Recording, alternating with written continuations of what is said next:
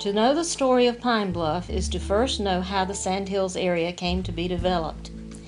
In the aftermath of the war between the states in the 1870s, the Sandhills region had been heavily timbered, with most of the longleaf pines either cut for lumber or boxed for turpentine. North Carolina had plenty of land and not enough people. To help remedy the situation, in 1879, the state hired a commissioner of immigration to attract settlers to its underpopulated parts. That person was John T. Patrick. Patrick was barely 30 years old. In combination with Patrick's career as an agent for the Seaboard Airline Railroad, he focused on towns along the route of the railroad. Patrick believed that the Sandhills' natural mineral springs and mild and curative qualities of the climate were the perfect setting for new settlers. The Sandhills were already known to Carolinians with respiratory problems for its health-giving qualities. Tuberculosis, or consumption as it was then known, was the great white plague of the time. Its only known treatment was fresh air and sunshine. The Sandhills had both, and cheap land. Patrick's first development was a town of southern pines. This is a picture of Patrick's hotel and shows some of the heavily timbered region. The hotel was a two-story house accommodating 5 guests and was located across the street from the railroad station. The exterior of the building was covered with a mixture of lime and molasses, and the interior with old newspapers. In 1884, Patrick moved his interests 7 miles south, where he purchased nearly 800 acres, which had also been cleared of usable lumber. He paid $1,000 for 772 acres that didn't include the 22-acre mill property. He then acquired the Mill Pond property. That acreage was to become Pine Bluff. And the 5-acre mill pond was to become Pinebluff Lake. This lake has 6 springs and is fed by Forked Creek. In addition to Pinebluff Lake, Patrick also built a 200-acre lake by the depot that was fed by Aberdeen Creek. The lake was known as JTP Lake, named after John Tyrant Patrick. To entice new settlers to the area, Patrick advertised in northern newspapers and published brochures extolling the terrain, the climate, and the healthful advantages of the pine-scented air. One such advertisement read, "Pine Bluff, North Carolina offers you the pure dry air, the pure soft water, the mild climate, the perfect drainage, the aroma of pines, the abundance of sunshine, the freedom from care, the outdoor life, the pleasant associates, the hearty appetite, the natural sleep, the absolute freedom from mud. If you can't come, send a friend." Patrick designed the layout of the town, organizing it on a rectangular grid of streets and blocks. Patrick named the east and west avenues Chicago, Baltimore, Philadelphia, New England, and Boston to illustrate the areas from which Patrick hoped to attract settlers, and probably to help them feel at home when they settled here. To help you get your bearings, we are here at what was Pete Blue's Mill Pond. John said that the immigrant Victorians probably renamed the mill pond Silver Lake because as you come down the hill on Peach Street in the early morning, as the sun hits the lake, it shines like a sheet of silver. This area became known as Silver Springs because there are springs over the hill beyond the mill pond. We are in the oldest part of town. US 1 splits the grid of blocks in half. Generally, the houses east of US 1 are the older houses. Houses on the other side of US 1 are likely to be post-War II construction. Some of the unique features of Patrick's design were center squares and 100-foot wide streets with diamond-shaped park at each intersection. The town blocks were to be cut off diagonally at the corners facing the parks. The older homes faced the corners instead of the avenues and streets. The rail line brought the outside world to Pine Bluff. Pine Bluff owes its very existence to the railroad, not only because it provided the main source of transportation and access to the town, but Patrick would have never selected the site were it not for the proximity of rails. The railroad depot was located just east of where we are now, and just down the road was the depot. In 1889-90, Pine Bluff's first depot, a two-story structure, was built. The building was unique among stations, with cut-off corners in which windows were installed, making it almost octagonal. This gave an unobstructed bird's-eye view of the rails in all directions, a bonus in a railroad town. In the late 1890s, the depot was cut down to one story and increased in size to house the railroad offices, the post office, and the Western Union Telegraph Office. It kept its second-story cupola.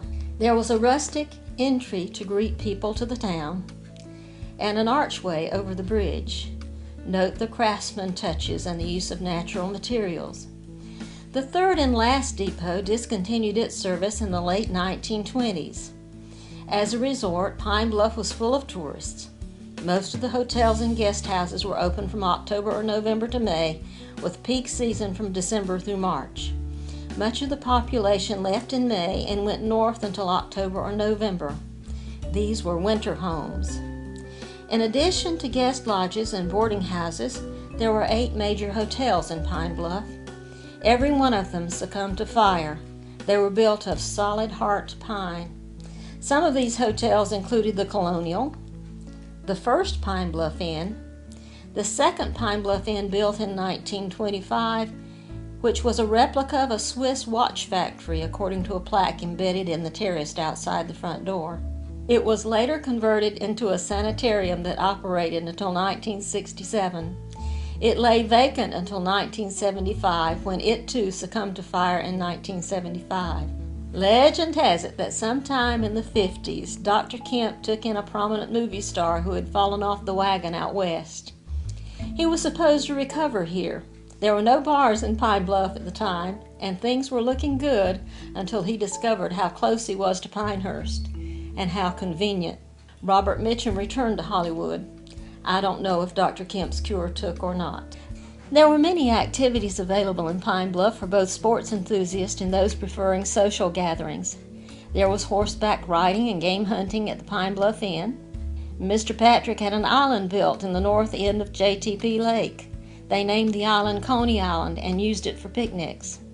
There was a canoe club. The Midwinter Canoe Club was founded in 1911 by Dr. John Acorn, poet, naturalist, and author. The clubhouse was on Drowning Creek near Blues Bridge. There were outings in the Pines. This is Blues Bridge, now the main entrance to Camp McCall. Dr. Acorn created a bird-watching game on steroids that he called Bird Golf. The game required 2 or more players and a bird scout who knew his birds. Girl birds were worth more points because they were harder to see. 2 people had to sight the bird, or it couldn't be counted. Dr. Acorn was instrumental in the town commissioners declaring the town a bird sanctuary in November of 1922. It remains so to today. There was a Good Times Club. This is the assembly hall, also called the clubhouse. It was a center of many dances, parties, theater pieces, and celebrations. Bill Martin, one of our modern residents, redesigned the interior within the last 5 years for his daughter Shelley, and she and her husband are rearing a family there now. There were outings on the lake, and there was golf at the Pine Bluff Country Club, which was near the Pine Bluff Inn. Pine Bluff was incorporated as a town in 1899 under the leadership of a mayor and a 5-member elected governing board. This same structure is in place today. Pine Bluff's first street lights were kerosene and were attended to by lamplighters, Mr. Van Boskert and Mr. McDonald. The first electric lights were powered by a dynamo located at Pine Bluff Lake Dam. Lights were run from the lake to the railway depot, and colored lights were strung to catch the attention of railroad passengers. Local power generators provided electricity to the town until they were absorbed by Carolina Power and Light. The lake was also the source of Pine Bluff's first running water, as water was pumped from the lake to storage tanks. Today, Pine Bluff draws its water from 5 wells located on the western part of town. One of the earliest businesses was logging and making turpentine. There was also a company that constructed church furniture, tool handles, and other wooden items. Just outside of Pine Bluff was a large orchard and vineyard. Produce was shipped from the Pine Bluff depot, greatly increasing the volume of freight. According to Ray Owen, the powers that be were pushing the Prairie Home movement around this time. They envisioned rail passengers gazing out coach windows at blooming, green, fertile sandhills with acres of blossoming peach orchards, sunflowers, vineyards, and endless crops of all kinds.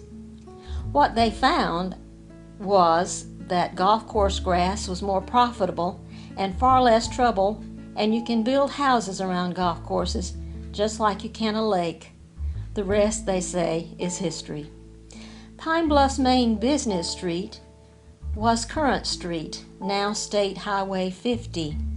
The first store, known as the Commissary, was operated by the Packards. Pine Bluff also had a drug and notion store, a feed store, bakery, a small stationery store, and a dairy. This is a picture of Current Street business section before 1908. The building on the far left is the Packard Commissary. For almost 20 years, Patrick struggled to attract new residents to Pine Bluff and to develop the village as a thriving resort. But when the Seaboard Airline failed to renew his contract, and when Pine Bluff voters failed to approve a tax to support his promotion, Patrick left and sold his remaining property. He moved on to establish Chimney Rock.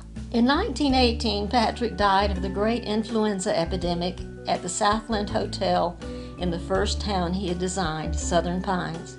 The Southland was located right across the street from the current Jefferson Inn. In the 1930s, in the midst of the Great Depression, the dam on the 200-acre lake, now under private ownership, broke and was never repaired.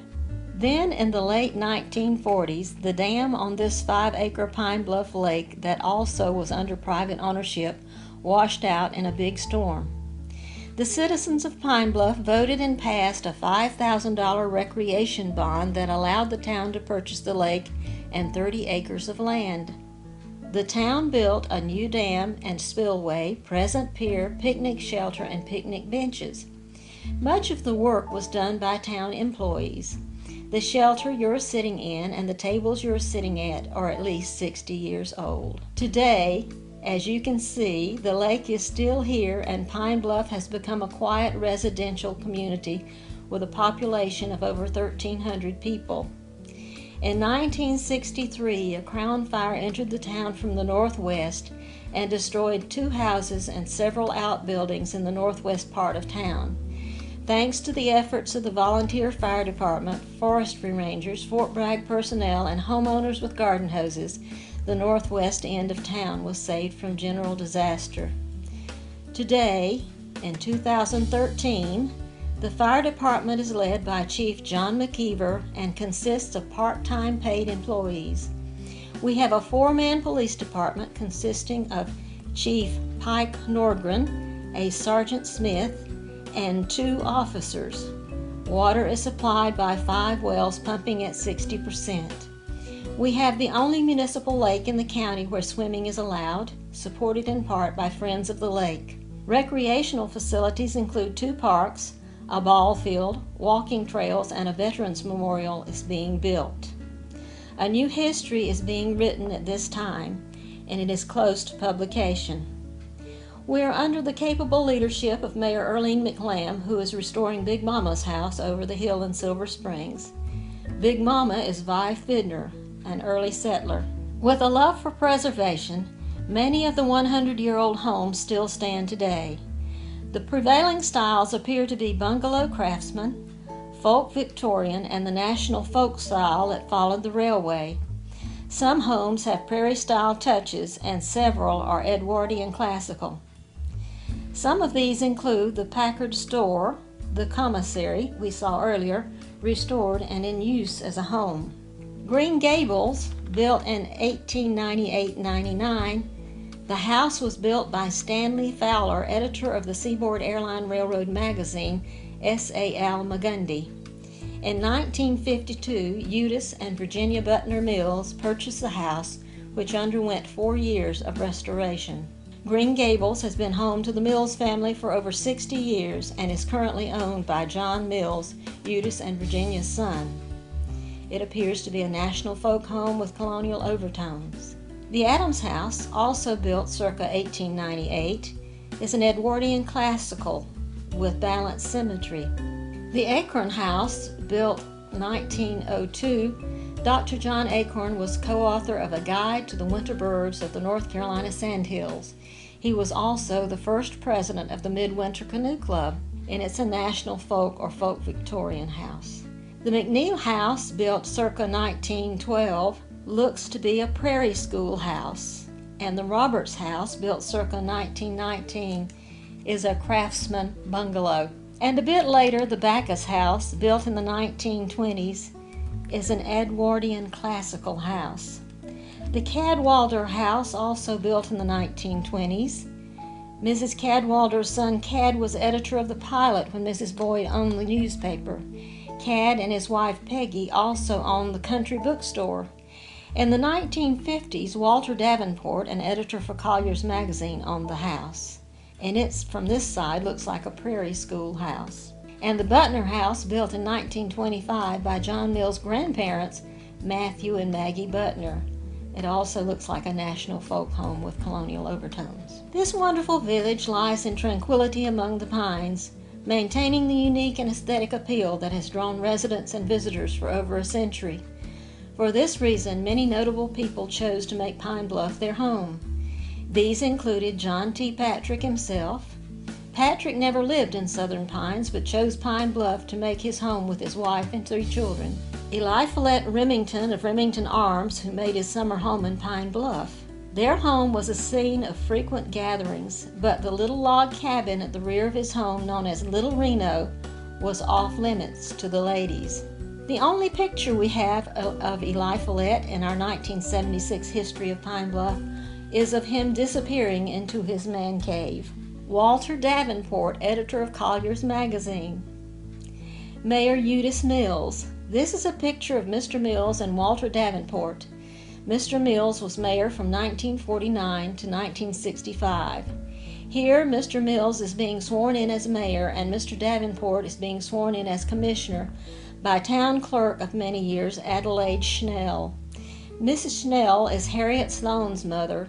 Harriet and her husband live in a historic house in Aberdeen. Herman McNeil, a nationally known sculptor who designed the Standing Liberty Quarter and who chose Pine Bluff for his winter home. Much of his work is at Brook Green Gardens in South Carolina. And our own legend, Glenn Rounds, who made his early home here. Glenn Rounds' stories abound. Glenn went to school at the Artist Student League as a student of Thomas Hart Benton. He was a contemporary of Jackson Pollock. He and Pollock are in the Benton painting The Jealous Lover of Lone Green Valley.